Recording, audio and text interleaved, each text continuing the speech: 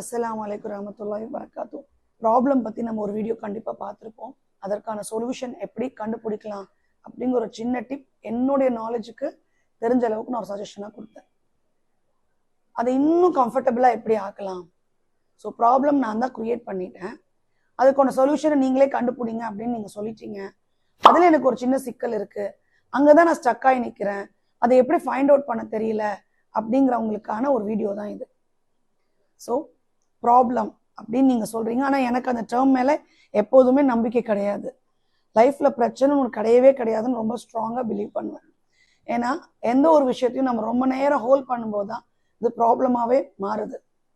So என்னை பொறுத்த வரைக்கும் ப்ராப்ளம் அப்படிங்கிற ஒரு டேர்முக்கு மீனிங்லெஸ்ஸாக தான் நான் பர்சனலாக என்னோட லைஃப்பில் ஃபீல் பண்ணுறேன். எல்லாரும் இப்படி ஃபீல் பண்ண முடியாது, அவங்கவுங்களுக்கு ஒரு பர்செப்ஷன் இருக்கும். ஸோ அப்போ ப்ராப்ளத்தோட சொல்யூஷனை ஃபைண்ட் அவுட் பண்ணுங்க, நீங்கள் தான் பிரச்சனையோட காரணகர்த்தான்னு சொல்லிட்டீங்க. அந்த ஃபைண்டிங் த சொல்யூஷன் தான் மேம் எங்களுக்கு ரொம்ப சிரமமாக இருக்குது. அதுக்கு ஒரு ஈஸி வே இருக்குது.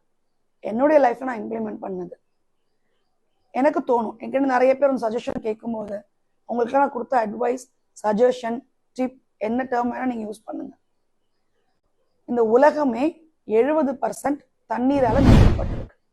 30% தான் லேண்ட், 70% ஃபில்டு வித் வாட்டர். அந்த 70% நீரால் சூழப்பட்ட இந்த உலகத்துல நம்ம வாழ்ந்துட்டு இருக்கோம். அந்த நீரை நான் கடக்க வேண்டும், ஏன்னா பெரிய பரப்பளவே நீர் பரப்பளவு தான் இந்த உலகத்துல, இது எல்லாருக்குமே தெரியும். அந்த நீர் பரப்பளவுங்கிறத நான் கடந்து போகணும்.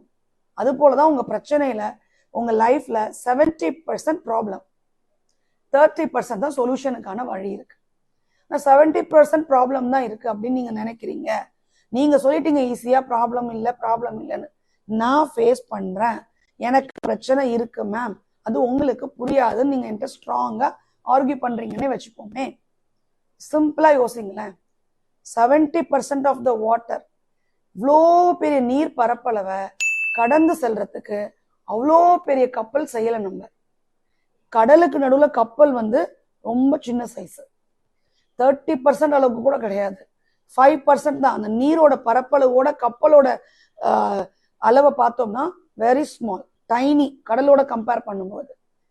அவ்வளோ பெரிய நீர் பரப்பளவை கடந்து செல்வதற்கே அவ்வளோ சிறிய கப்பல் தான் தேவைப்படுது. அப்படின்னா 70% ஆஃப் த ப்ராப்ளம் என் லைஃப்ல இருக்குன்னா சின்ன சொல்யூஷன் தான் அதுக்கு. Think simple. எப்போதுமே ஒரு பிரச்சனையா நீங்க ஒரு விஷயத்த நினைக்கிறீங்கன்னா அதை அந்த இடத்துல அப்படியே பாஸ் பண்ணிடணும். ஏன்னா மனிதனுடைய நிலைப்பாடு என்ன தெரியுமா? என்னால முடியும், என்னால மட்டும்தான் முடியும் நினைக்கும் பொழுதுதான் பிரச்சனை உங்களுக்கு பெருசா தெரியுது. இது என்னால முடியவே முடியாது, இந்த பிரச்சனையை என்னால தீர்க்க முடியாது, இதை கையாளுறதுக்கான சக்தி என்கிட்ட இல்லை. Go with the flow. என்னை நோக்கி ஒரு பிரச்சனை வந்துருச்சு, இது கண்டிப்பா ஒரு தீர்வு இருக்குன்னு அந்த ப்ராப்ளத்தை டைல்யூட் பண்ண பார்க்கணும். கான்சென்ட்ரேட்டா அந்த ப்ராப்ளத்தை கெட்டியா பிடிச்சிக்கிட்டு இருந்தோம் அப்படின்னா நிச்சயமா சொல்யூஷன் கிடைக்கவே கிடைக்காது. பாஸ் பண்ணி அந்த ப்ராப்ளத்தை அப்படியே அந்த இடத்துல தடுத்து நிறுத்திட்டு அடுத்தது என்ன ப்ரொடக்டிவா என்ன பண்ணலாம், நெக்ஸ்ட் வேலைக்குள்ள போனோம் அப்படின்னா இந்த பேகேஜை நம்ம தூக்கிட்டு போக வேண்டிய அவசியம் இருக்காது. கொஞ்ச நாள் கழிச்சு திரும்பி பார்த்தா இப்படி ஒரு பிரச்சனை நம்ம லைஃப்ல இருந்துச்சான்னு நம்மளே யோசிக்கிற அளவுக்கு அந்த பிரச்சனை டிசப்பியர் ஆயிடும். ஏன்னா it connected with your psychology. ஒரு பொருளை நிறைய இடங்களை சொல்லியிருப்பாங்க, ஒரு பொருளை நீங்க கிட்ட வச்சு பார்க்கும்போது ரொம்ப பெருசா தெரியும், அதுவே தூரமா பார்க்கும்போது ரொம்ப சின்னதா தெரியும். கப்பலுக்குள்ள போய் பார்த்தோம்னா கப்பல் பிரம்மாண்டமா இருக்கும், கரையில உட்காந்துட்டு கப்பலை பார்த்தா ரொம்ப சின்னதா தெரியும். அது போல உங்க பிரச்சனைகளை தூரமாக வைத்து பார்க்கும்பொழுது கடலை விட கப்பல் சின்னது, உங்க பிரச்சனையை விட சொல்யூஷன் ரொம்ப ஸ்மாலஸ்ட் சிம்பிளஸ்ட் ஃபார்ம்ல இருக்குங்கிறத முதல்ல நீங்க திங்க் பண்ணும்போது தான் சொல்யூஷனுக்கான வேவை நீங்க ஃபைண்ட் அவுட் பண்ண முடியும். இந்த கப்பலை வைத்தே நான் இன்னொரு உதாரணம் சொல்றேன். கப்பல் தண்ணிக்கு மேல போகிற வரைக்கும் அதுக்கு எந்த பிரச்சனையும் இல்லை. ஆனா கப்பலுக்குள்ள தண்ணி போயிட்டாதான் அது முழுகிடும். ஸோ தண்ணி அது தனக்குள்ள எடுத்துக்காத வரைக்கும் கப்பல் அழகான முறையில் பயணிக்கும், அந்த கடலையே குத்தி கிழிச்சு பயணிச்சு போயிட்டு இருக்கும். ஆனா அந்த கப்பலுக்குள்ள தண்ணி ஏறும்போது தான் அதால பேலன்ஸ் பண்ண முடியாம அந்த கப்பல் முழுகிடும். அது போலதான் உங்கள் வாழ்க்கையில் ஒரு பிரச்சனை இருக்கு அப்படின்னா அந்த பிரச்சனையை ஒட்டி நீங்க பாட்டு கோ வித் த ஃப்ளோவா போயிட்டீங்கன்னா அது உங்களுக்கு எந்த சிரமத்தையும் கொடுக்காது.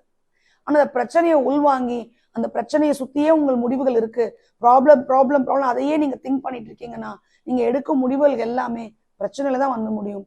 ஸோ டிசிஷன் மேக்கிங் அப்படிங்கிறது லைஃப்ல ரொம்ப ரொம்ப இம்பார்ட்டன்ட். பிரச்சனையான ஒரு மனநிலையில் நீங்க டிசிஷன் எடுத்தா இந்த ஒரு கிளாரிட்டி இருக்காது. முதல்ல ஒரு மனிதன் நிச்சயமாக நினைக்கணும், இந்த உலகத்தில் என்னால எதுவுமே முடியாது. இந்த உலகம் எனக்கு எதை கொடுத்ததோ அந்த கொடுத்த வேலையை என்னால் இயன்ற வரைக்கும் முயற்சி செய்து சரியாக செய்து கொண்டு இருப்பதற்கான ட்ரையிங் பீரியட்ல தான் நான் இருக்கேங்கிறத நம்ம எப்போ ஸ்ட்ராங்கா பிலீவ் பண்றோமோ அப்ப எந்த பிரச்சனையுமே நமக்கு பெரிதாக தெரியாது.